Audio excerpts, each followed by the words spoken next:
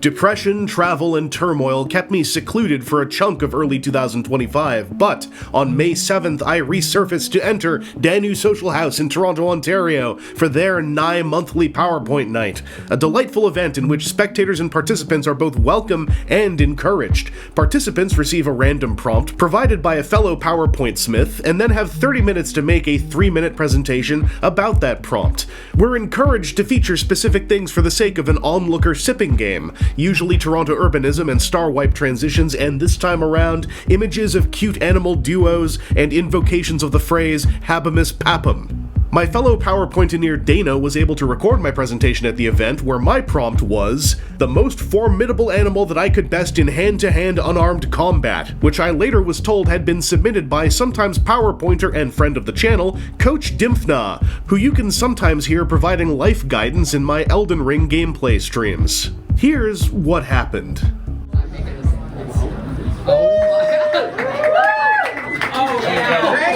Hi everyone, I'm Chris. This is not my pointer. This is on loan. My pointer is still recovering from surgery. I should have brought my meter. So, this is about the most formidable animal that I could best in hand-to-hand combat, or CQC. Also known as I am a really good and cool person. Let me explain. Important preface, I don't want to beat up animals. Okay? I think they're really cool. I used to have a thing about pigeons. I got over it because they kept walking in front of me when I was trying to walk through a park, and I was like, do you have any survival? I learned that pigeons are actually really interesting. And also, I have a dream about befriending a raccoon after I have a Yakuza-style fistfight, but then we both have really cool vanity cuts on our faces. We're surrounded by our mutual foes, and while we fight them off, we bump into each other back to back and smirk and go, Sama, and then we refer to each other as Aniki afterwards. So, Star Wars. Here's the ground rules of my combat. We encounter one another face to face and yell, Kisama! Or something else cocksure as per the Yakuza video game series. I win because it's about beating the most formidable animals. Therefore, this is part of the ground rules. And no team ups. No team ups. So none of this. None of this. No. None of that. Yeah. Also, none of this. Yeah. No. One to one.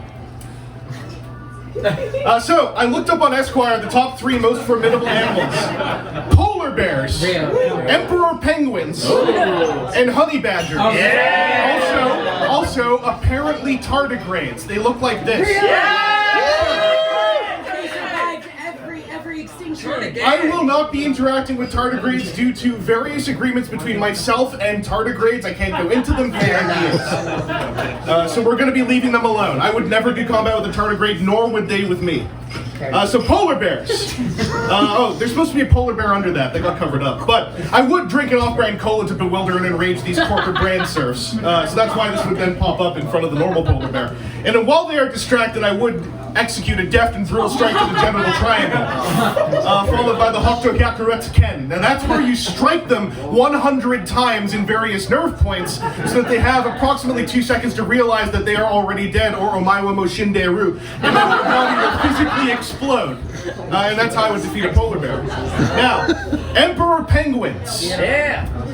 First off, I would declare Habemus Papam to take advantage of this is a natural interest found in the Aptenodytes forsteris species, which is that emperor penguins really do care about matters of the Vatican. Now, while the emperor penguin is distracted, I would then proceed to execute a deft and brutal strike to the genital triangle. Now, given the shape of an emperor penguin, that may in fact launch them from the arena of combat. But should it not do that, I would then proceed to execute a Hokkyo Ken, where I would strike their body 100 times at various different nerve points, causing them to physically explode. Now, with 30 seconds left, the honey badger.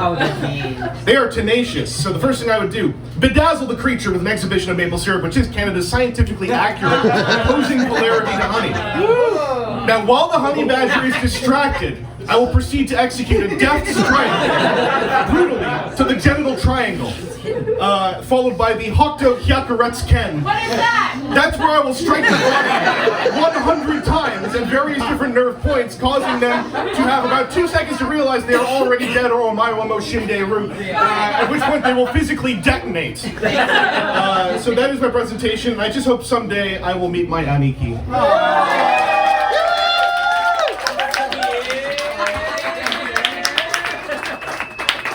You see, he's smoking because he's cool, like my Aniki's gonna be.